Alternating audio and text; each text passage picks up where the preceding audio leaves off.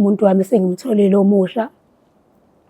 Siphinde sihlangane siye emahhotela, angikhiphe nje, angitshengise impilo engcono ngoba kwakuwumuntu oyiphila kahle. Hhayi-ke uma-ke sefuneke siye-ke phela endlini yokulala, kube khona lento efikayo phela ngoba ugobela wangirobha. Akayilaphanga lento, wadlala ngami. Ithi uma ifika lento sefuneke manje umuntu wami singene kumthandazo wasekamereni. Ifika sengathi nje ngingakhala ngihayize, yabo nje ngimnyane nje. Ngimnyane ngibona ngathi iselesele.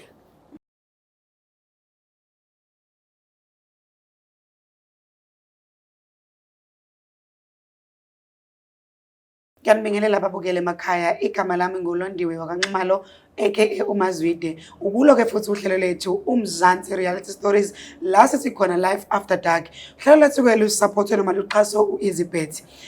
Namhlanje-ke babukeli ngihleli nentokazi enhle la esivakashele ebekade izosixoxela ngostori sayo. Ngiyabingelela sisi.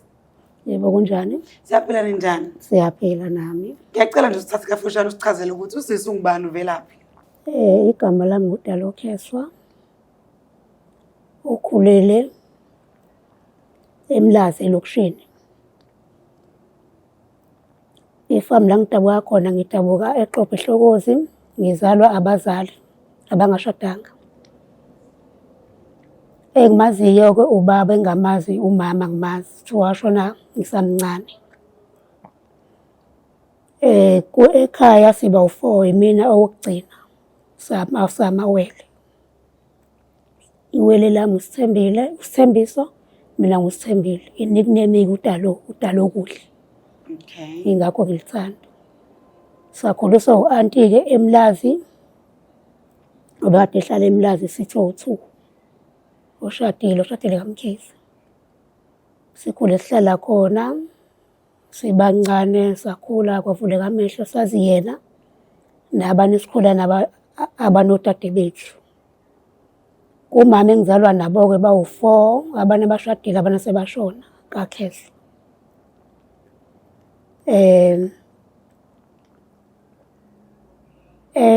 Empilweni yami, ukukhula kwami, sengitholile empilweni yami ukukhula kwami ngithole ukuthi u-anti lo ngikhulisile bengayena uma wami. Ekukhuleni kwami mina bengazi ukuthi uma ngoba ungikhulise kahle, ngithola yonke into, ngingasweli lutho, futhi ngikhule ekhaya eli-right. Okay. Elizwana futhi nempumelelo nokufunda. Noma-ke mina-ke ngifundile ngangena emabangeni amancane ngaze ngophothula kwamakhulu e-high school. Ngingafinyelelanga le emabangeni asema-university kungenxa yempilo engahlangana nayo. Yokuba buthakathaka kwami ngisafunda isikole emabangeni aphansi ngawufika phezulu. Impilo yami ibicikezela, ibiyinciki njengoba ngumuntu oyiwele, oyikhosi.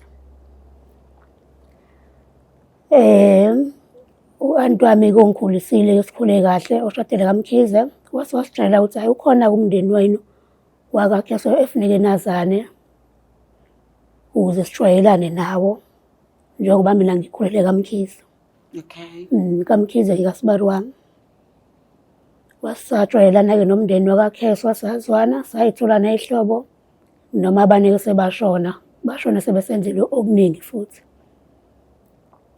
Ekuhambeni kwesikhathi-ke u-anti bami abanike basenzela i-21st mina newele lokuthi sikhule sake saqeda isikole siy'phathe kahle singakaze sithole abantwana.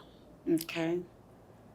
Ya bahamba-ke o-anti bethu-ke emhlabeni. Ngahamba-ke mina impilo yaqhubeka mase usumdala ngoba kufanele uphinde futhi uyiqhubeze phela ekuphileni kwakho njengomuntu osumdala. Okay. Inkinga yami-ke ebekade ilokhu ingihlupha ngisafunda isikole, imimoya. Imimoya-ke ibingihlupha-ke kakhulu ngisafunda isikole. bezama-ke umndeni wami uhambe uyoncenga, uhambe uyobheka kubantu ababonayo bezozwa ukuthi ngabe ingane le njengoba igula ihlushwa yini. Ikhaya nasesikoleni inemimoya ngoba lento ibingiphethe noma sengithola umsebenzi ilokhu ingiphatha emsebenzini. Ekuhambeni kwesikhathi-ke bazama-ke ukuyo-check-a-ke kwababonayo-ke bakuthola-ke ukuthi hhayi nginenkinga yemimoya. Abantu abathandazi-ke bona bathi hhayi lo kufuneka ahambe uyothwasa, abantu bathi kufuneka adle igobonga.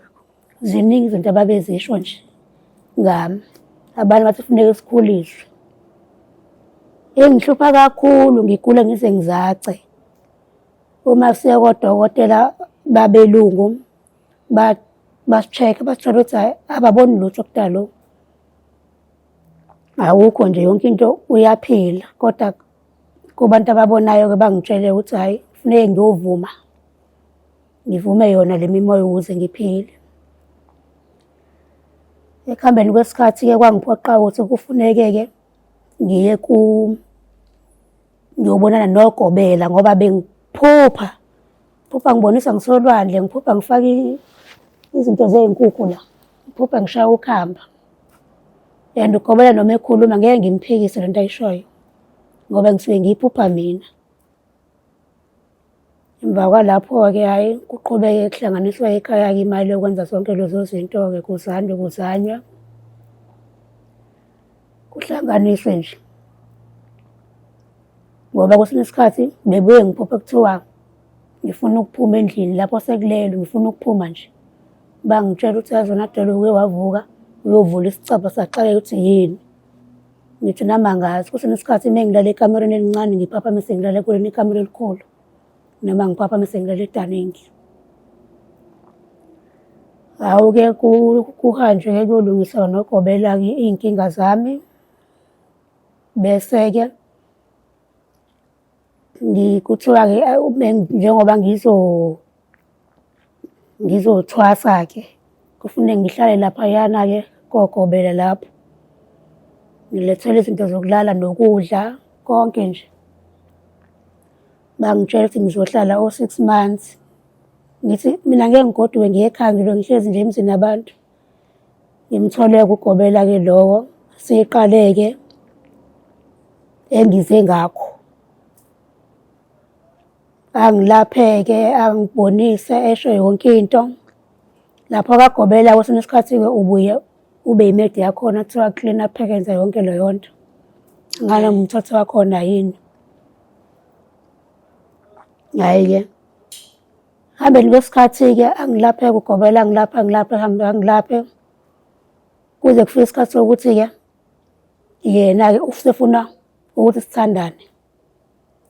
Bese ngiyamtshela ukuthi hhayi akulula ukuthi sithandane ngoba mina ngize ngokuthi ngizolashwa. Athi hhayi kufuneka sithandane ukuze ukwazi ukuphila nokuthi uma usuphuma ethongeni lakho uphume unamandla. Kufuneka silale ukuze sithole i-sperms lesi. Ngathi hhayi ngeke kunzima. Kanjani? Kufuneka uzame ukushaya ubhula amathambo wenze yonke into. Ayikho yini indlela esingayenza ukuthi uyongifaka emanzini ukuze ngibuyise amandla nokukhuleka-ke ngoba mina ekhaya ngiphume ekhaya elikhulekayo. Athi ugobela-ke hhayi into efuneke ukuthi ezongenza ukuthi ngiphile ikona lokho okufuneka ngikulalele kuyena azokusho. Ebese kube sengathi-ke siyathandana-ke, siyazwana-ke, siyalalana-ke enze lento ayifunayo kumina. Ekuhambeni kwesikhathi-ke abuye athi-ke uma sekuzosondela usuku lokuthi kufuneka ngiphothule badingidi izinto engizophothula ngazo nezinto azombathiswa ngazo phela ugobela. Ingubo zokulala namacansi nokunye-ke nokudla namabhodlela obheki nokho lokho. Ngikwenze noma ngingathandi kodwa kungiphoqe-ke ngoba phela isintu angisazi kahle. Emva kwalapho-ke silaleke sinogobela-ke senzeke lowo mthandazo wasekamereni noma kungekho right, ngingekho right nasempilweni, ngiphoqwa isimo-ke nami. Emveni kwesikhathi-ke bese-ke kuyahlelwa ukuthi ngoSholo ukuthi kufuneke ngiyophothula-ke kwenziwe lowo mcimbi kade lo. Sekusondele iy'nsuku zomcimbi wami. UGobela wase wangicela ukuthi uzongenzela yonke into. Uzongenzela yonke into ngoba ekhaya abanawo amandla wokungikhipha. Ucela ukuthi-ke ngaphambi kokuthi ube umcimbi ucela, emva komcimbi ucela ngibe umkakhe. Ngavuma-ke nami ngenzela ukuthi phela uGobela angenzele umcimbi bese ngiyaphuma ekuthwaseni. Okay. Saba nesivumelana naye uGobela lowo. Wafika wenzeka kumcimbi lesihlanu umgqibelo sonto kwenzeka kwaphothulwa-ke. Usufikile umndeni wami kwagidwa kwenziwa yonke into, wafaka ubovu, kuhlatshwa iy'nkomo lezo, wafaka yonke into. Wadlula-ke lowo mcimbi ekuhambeni kwesikhathi. Uma sekufanele manje siqhubeke noGobela-ke isivumelwano sethu naye. Ngibona sekunzima-ke uGobela useyangihlukumeza, useyangiuza. Ngafuna indlela yokuthi kufuneke ngibaleke. Shuthi uGobela ngelanga wahamba waya kokhipha elisini sakho ithwasa lakhe kwenye indawo. Ngasala-ke mina ngaqoqa iy'mpahla zami, ngaqoqa zonke iy'mpahla zami, ngafuna indlela yokuthi ngiphume ngibaleke kungazi muntu kaGobela. Ngaphuma njengomuntu oya esitolo, kanti iy'mpahla zami vele sekade ngaqala ngiy'thutha lo ngithutha iy'mpahla. Ngaphuma ngathi hayi ngisaya esitolo ngiyabuyana. Baze kanjalo-ke abanye-ke esasisele nabo lapha kaGobela. Kwabo-ke ukusinda kwami, ukuphunyuka kwami. Alright ke sisi, ngiyacela ukuthi usivumele siye ey'tolo uzoqhubeka kahle nodaba lakho masibuye ey'tolo. Mbukela unganyakazi, hlala phansi nathi nje unganyakazi ungayindawo. Siyabuya nalonke udaba kaSisidalo, sifuna ukuzwa zonke izinto ukuthi kwaqhubekani kwenzekalani. But-ke singakafiki lapho ungakhohlwa ukuthi uhlelo lethu uMzansi Reality Stories Life After Dark luxhaswe u-EasyBet. Ngofuna ukuba ngxenya i-EasyBet, ngena lapha kwi-comment section uzoyifica i-link khona ujoyine khona, noma usebenzise i-promo code yethu ethi Mzansi50 bese uyayithola nje u-50 wakho uma uqeda ukurejista. Uwona-ke uzowusebenzisa ukubhetha. Hlala nathi-ke nathi sihlale nawe.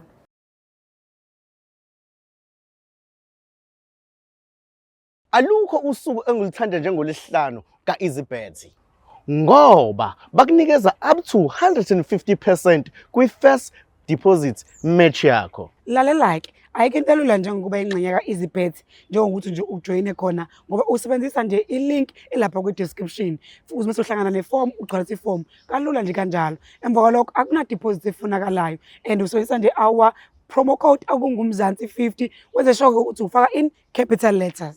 Mawudliwe, u-EasyBet ukubuyisela 15% emalini okade ubhetshe ngayo. Okubaluleke nakho konke ilokho okufanele ukubambe. EasyBet awujoyinwa futhi awudlalwa abantu abaneminyaka engaphansi kuka-18.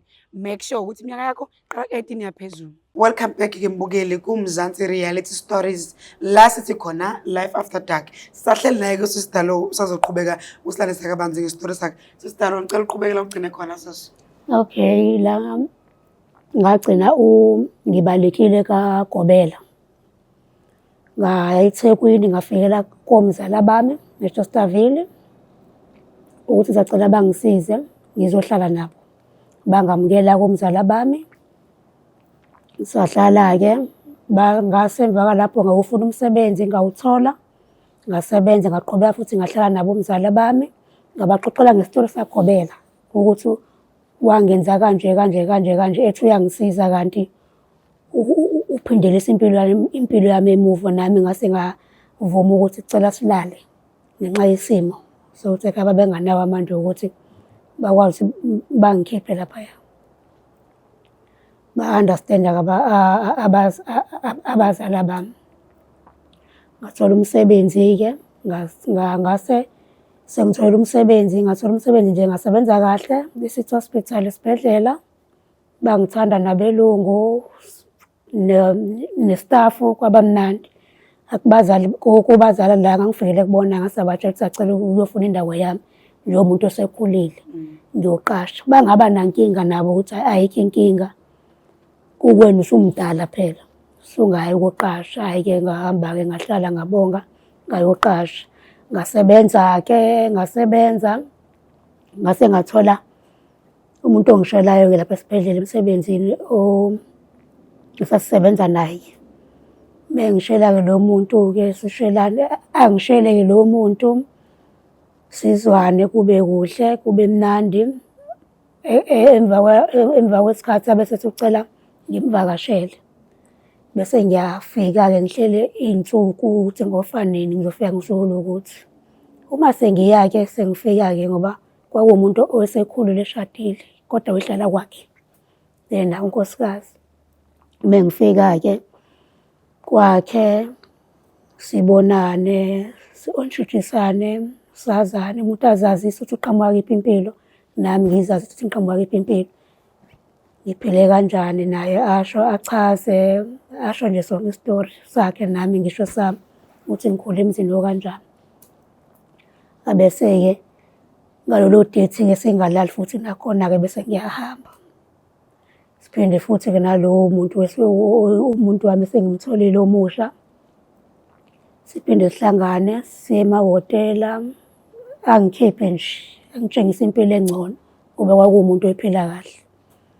Hhayi-ke uma-ke sefuneke siye-ke phela endlini yokulala kube khona lento efikayo phela ngoba ugobela wangirobha.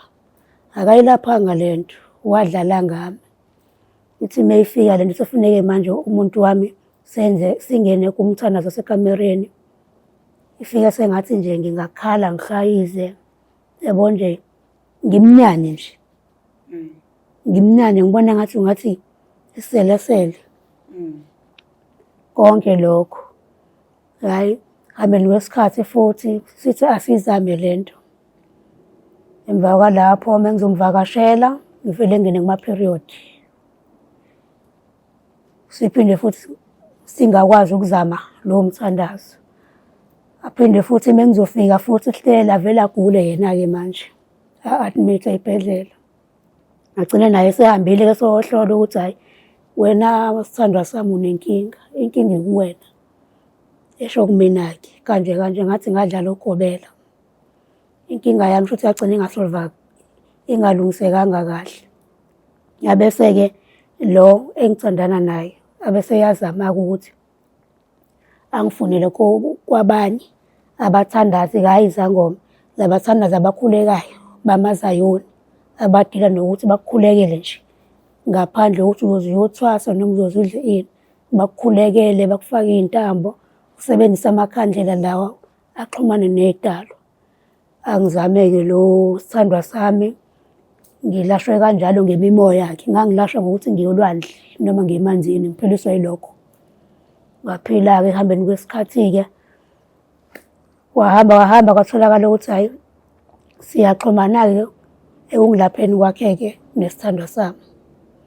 Size kufika isikhathi sokuthi-ke ahambe ayocela acele alobole enze yonke into. Aqhubeke futhi-ke nami abese yangifundisa ngima abangena amakhulu-ke asoma-university. Ngikwazi ukuthi nami ngiphile impilo efana naye ngoba lo muntu akade ngizwana naye ebekade isithandwa sami sizwana naso. Sifundile umuntu oyisifundiso. Mina ngafunda kodwa angifikanga phezulu kakhulu. Kuze kufike isikhathi sokuthi-ke size sishade-ke. Sishade sithole abantwana.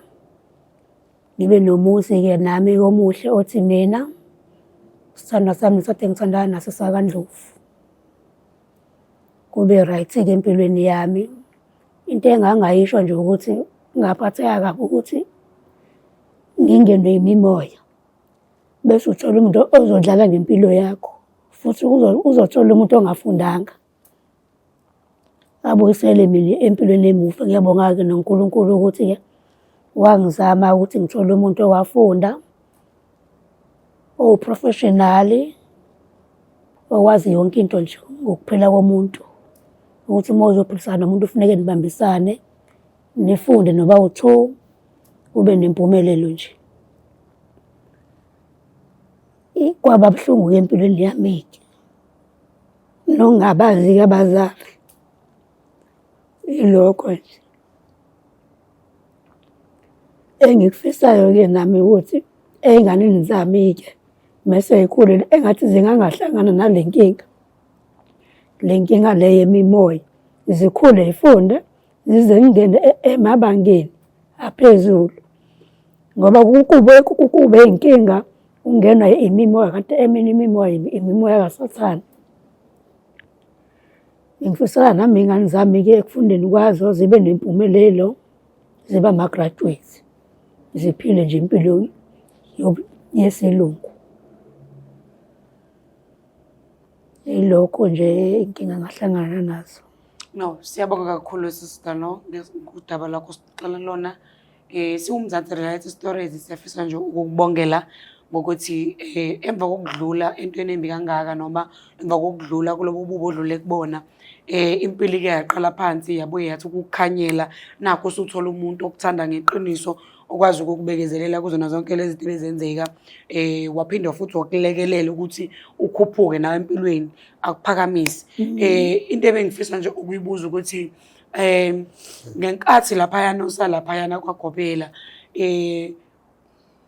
akabanga yini mhlambe ahlupha umndeni wakho ukuthi afisa ukuthi umndeni wakho ukhokhe indleko zonke zale mali le ayeyikhokhile yena ngithi ukhokhelo yena. So mase usubalekile ungasafuna ukuba unkosikazi wakhe akazanga yini uthola ukuthi nangu usehlupha umndeni wakho manje ngoba umndeni wakho uhlanganile nawe uyawazi kade kumcimbi wakho uphothula ubukhona umndeni wakho uyawazi. So into njengana le ayibangabe ikhona. Yaba khona lo nkinga ukuthi ahlukumeza umndeni wami athi uzobulala asho zonke lezo zinto. Shuthi-ke umndeni wami-ke ngokuthi omunye umndeni wami engizalwa nawo abantu aba-rich bazama ukuthi bahlanganiseke bamkhokhele ukuze aphume empilweni yami ngoba basebemtshelile ukuthi hhayi udalo kade waphumelela empilweni sewashada sewaphumelela. Alright, so ushada nje le nkinga yokuthi upartner wakho engakwazi ukusondela kuwe ningakwazi ukuthi nenze inkonzo zasekamereni uma ushada vele usulutholile usizo kuyona sikilungisekile. Ngishada nje sengilitholile usizo ngoba isithandwa sami lesi engisitholile sisho isona esangisa kwabantu abathandazi abakhulekayo abadila nokuthi ukhuleke uxazululeke inkinga. Yayingekho inkinga ukuthi ufuneka uyothwasa noma wenzani, kwakuyinkinga nje yokuxosha idimoni nemimoya emibi. Finish. Alright. No siyabonga. Ngalaphaya kanjalo nje ngalasho ukuthi nje uyakhuleka wena molala noma uvuka ukukhuleka uxosha imimoya le. Bese uyolwande futhi uyocela unikele futhi. Nasempophomeni uphile nje. Ngaphandle nje uyothwasa. No, siyabonga kakhulu. Imaphi nje amazwi mhlawumbe ongabe ukuyala noma uku-advise ongawapha umuntu obukele ekhaya. Amazwi enginganikeza wona mengabe uwumuntu uphila emhlabeni into ebalekile nje ukuthi ibalekile imfundo. Kufuneka ufunde ukuze ukwazi ukuphila kahle, ukwazi ukuyimela ngoba vele isikhathi esiningi kubantu abangafundile kakhulu bagcina sebedlala abantu vele abangafundanga abafana nabo njengoGobela nje. I-education yona ebalekile kakhulu. Uyaphambili uphile nje kahle. Kwesinye isikhathi awuhlangani nazo inkinga noma ayihlangana kodwa uyakwazi ukuthi uhlangana nje ney'nkinga uyakwazi ukuthi uyilapha mengabe ufundile unemali. Okuningi sekudinga izinto zodokotela i-medication thina singanawo amandla yokungena kuma-medication sigcina sidlala labantu abayimphuphe ngenxa yokuthi imali asinayo. Engakusho kubantu-ke esiphila nabo emhlabeni imfundo iyona ebalulekile. Ngisho noma kuthiwa nifundanga ekhaya kodwa nenze sure ukuthi emntwaneni kube khona noyedwa nje ozonitawula ukuze niphile impilo engcono. No, siyabonga kakhulu ukuthi ube nathi kuMzansi Reality Stories. Siyajabula kakhulu ukuthi sizwe ukuthi kunabantu abadlula entweni enjeke kanje bese futhi kodwa beyakwazi ukuthi banqobe, baphume, baqale enye impilo entsha kabusha. Mbukeli lapha ekhaya sekuyiso ke leso sikhathi sikaMazwide sokuthi let me love you and leave you. But before ngikushiye ngicela uphinde ngikukhumbuze futhi ukuthi uhlelo lethu luxhaswa u-EasyBet. Ufuna ukuba ingxenye yaka-EasyBet uyangena nje lapha kwi-promo code yethu ethi Mzansi50 bese uyaregister. Ngenkathi uqeda ukuregister uzoyithola nje imali engango-R50 yokuthi ukwazi ukubhetha. Uma ngabe ubona ukuthi ngathi kuzoba nzima lokho, ngena kwi-comment section yethu khona link lapha usebenzisa yona. Ungakhohlwa ukuthi siyatholakala kuwo wonke ama-social media platform, ko-Facebook sikhona, ku-TikTok sikhona, kodwa sibaningi kakhulu ku-YouTube. Ungena nje ku-YouTube ubheke uthi Mzansi Reality Stories, uzovela lapha ipage lethu bese like, usubscribe. Mina ke Mazwide sekuyiso leso sikhathi, let me love you and leave you. Danko.